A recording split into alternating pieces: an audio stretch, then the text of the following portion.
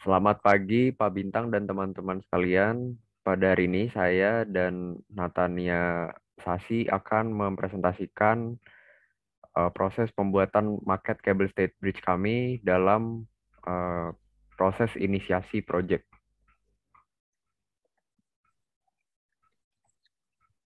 Yang pertama yaitu project justification. Justification satu yaitu kenapa kita membutuhkan project ini. Jadi project ini akan memberikan dua dampak untuk kami, yaitu dampak positif dan negatif. Dampak positifnya itu memenuhi penilaian pada mata kuliah Introduction to Construction Engineering and Management. Yang kedua, sebagai pembelajaran mengerjakan suatu proyek. Yang ketiga, tidak mengulang mata kuliah. Dan yang keempat, tidak mengulang pengerjaan maket. Dan dampak negatifnya yaitu menyita waktu dan mengeluarkan biaya.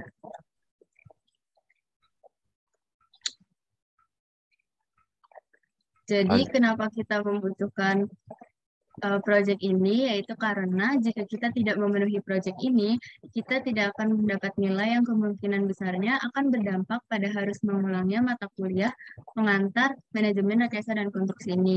Tentunya wawasan kita mengenai pengerjaan suatu proyek juga tidak akan bertambah.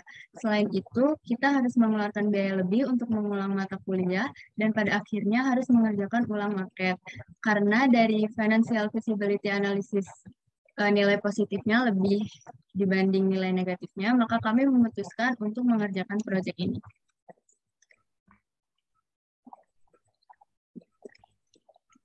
Selanjutnya adalah analisis SWOT dalam kelompok kami.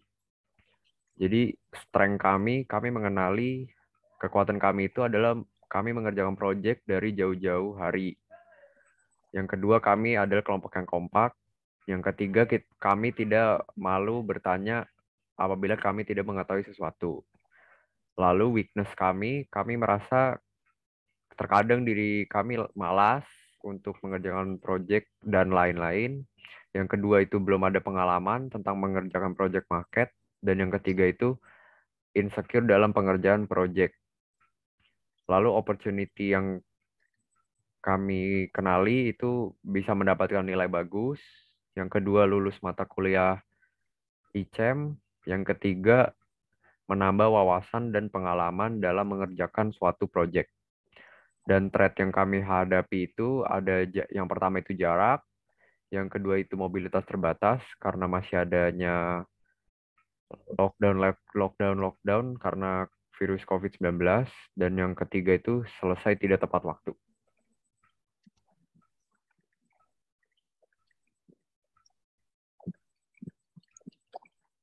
Ini ada SWOT matrix-nya. Yang pertama itu strength dan opportunity, yaitu using S1 dan S2 to achieve O1, using S3 to achieve O3, using S2 dan S3 to achieve O2 and O1. Terus opportunity dan weakness-nya, seizing O3 to overcome W2, seizing O1 and O2 to overcome W3, seizing O1 and O3 to overcome W1. Terus threat dan strength-nya, using S1 to counter T2 dan T3, using S1 dan S2 to counter T3, using S2 to counter T1. Threat dan weakness-nya, overcome W1 while avoiding T3, overcome W3 while avoiding T2, dan overcome W2 while avoiding T3. Kemudian actionable strategy priority kami yaitu yang pertama using S3 yaitu tidak malu bertanya to achieve O3 yaitu menambah wawasan dan pengalaman dalam mengerjakan suatu proyek. Yang kedua using S1 yaitu mengerjakan proyek dari jauh-jauh hari to counter T2 dan T3 yaitu mobilitas terbatas dan selesai tidak tepat waktu. Terus yang ketiga seizing O3 yaitu menambah wawasan dan pengalaman dalam mengerjakan suatu proyek to overcome W2, yaitu belum adanya pengalaman mengerjakan proyek market. Dan yang terakhir, overcome W1 atau rasa malas while avoiding T3, yaitu selesai tidak tepat waktu.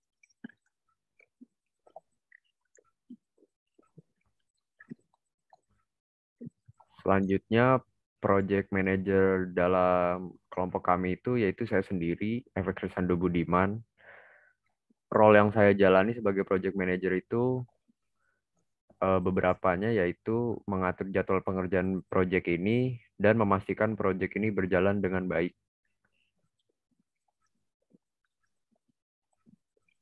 Yang kedua, masuk ke preliminary scope statement. Scope statement 1 yaitu persyaratan project market ini. Yang pertama, membuat replika atau maket dari sebuah bangunan sesuai keinginan.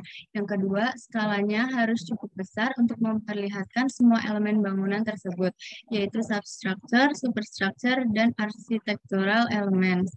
Yang ketiga, harus cukup kuat untuk menahan beberapa beban, minimal untuk menahan bebannya sendiri. Dan yang terakhir, dapat menggunakan semua bahan yang tersedia.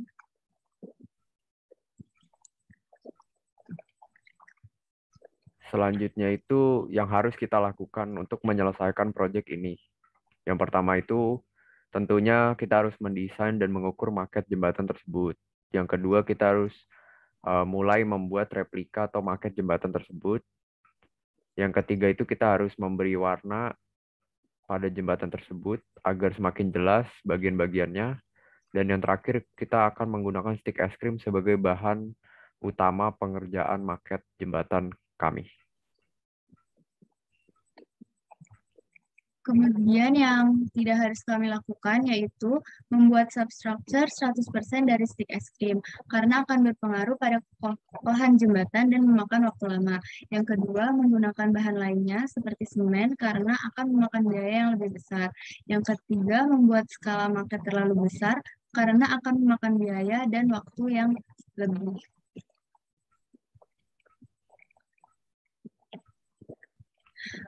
Kemudian ini ada sketsa referensi dari jembatan Cable Stayed Bridge yang akan kami buat.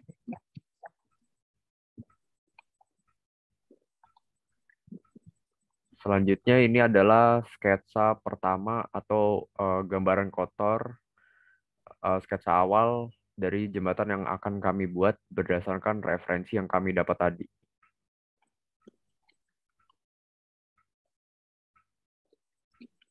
Kemudian ini adalah sketsa finalnya untuk maket Cable Stayed Bridge yang akan kami buat.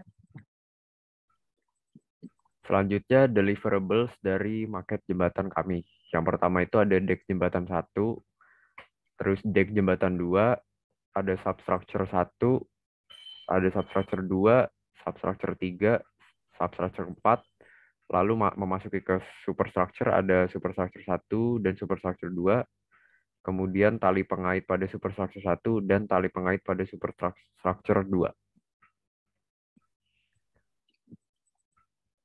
Kemudian ini high level BBS-nya, yaitu yang pertama merekatkan stick sepanjang 100 cm dan mewarnainya untuk membuat dek jembatan 1.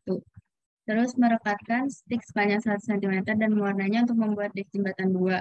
Yang ketiga, merekatkan stick pada kardus yang akan menjadi komponen tambahan pada substructure, lalu mewarnainya untuk membuat substructure 1, 2, dan 3. Untuk substructure 4 nih juga merekatkan stick pada kardus yang akan menjadi komponen tambahan pada substructure lalu mewarnainya. Terus merekatkan stick sesuai bentuk superstructure dan memberi tempat untuk mengaitkan tali, lalu mewarnainya untuk membuat superstructure 1 dan superstructure 2. Kemudian yang terakhir pemasangan tali pada superstructure 1 dan pada superstructure 2.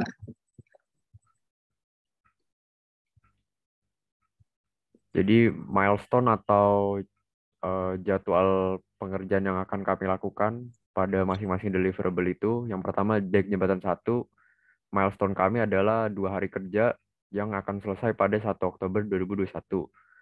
Lalu dek jembatan 2 sama seperti dek jembatan 1, 2 hari kerja yang akan selesai pada 8 Oktober 2021.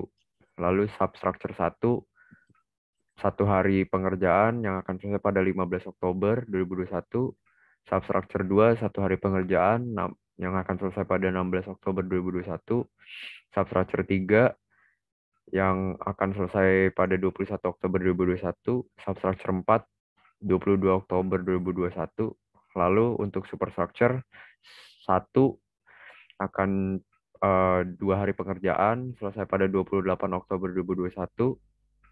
Superstructure 2, 2 hari pekerjaan selesai pada 5 November 2021. Lalu tali pengait pada superstructure 1, 1 hari pengerjaan pada tanggal 11 November 2021. Lalu tali pengait pada superstructure 2, 1 hari pengerjaan akan selesai pada 19 November 2021.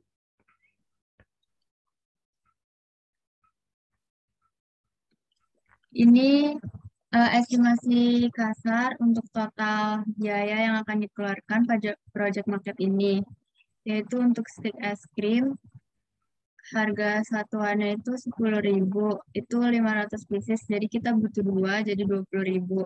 Terus lem tembak sekitar 45.000, papan triplex 25.000, tali 16.000, dan kain flanel 15.000.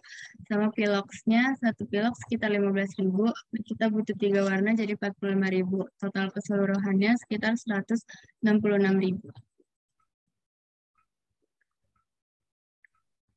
Selanjutnya memasuki ke bagian stakeholder management plan.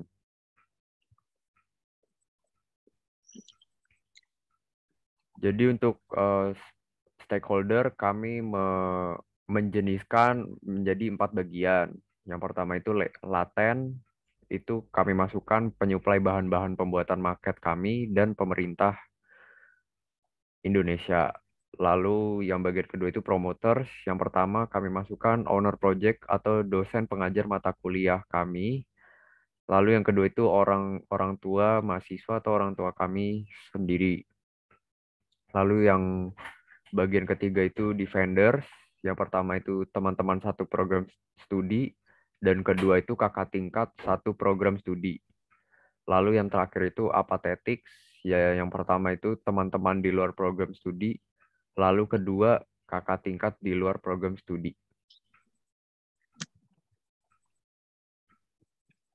Kemudian engagement plan-nya untuk laten, yang pertama menginformasikan bahan-bahan yang dibutuhkan untuk membuat proyek, dan yang kedua menjaga hubungan baik selama keberlangsungan proyek.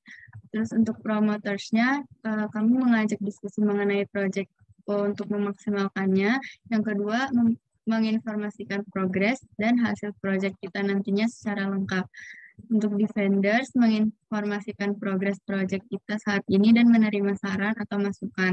Dan untuk apathetics, yaitu memberitakan progres proyek kita melalui sosial media, contohnya IG Story.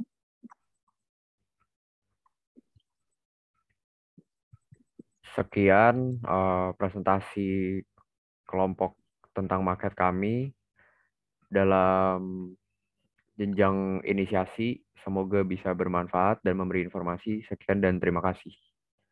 Terima kasih.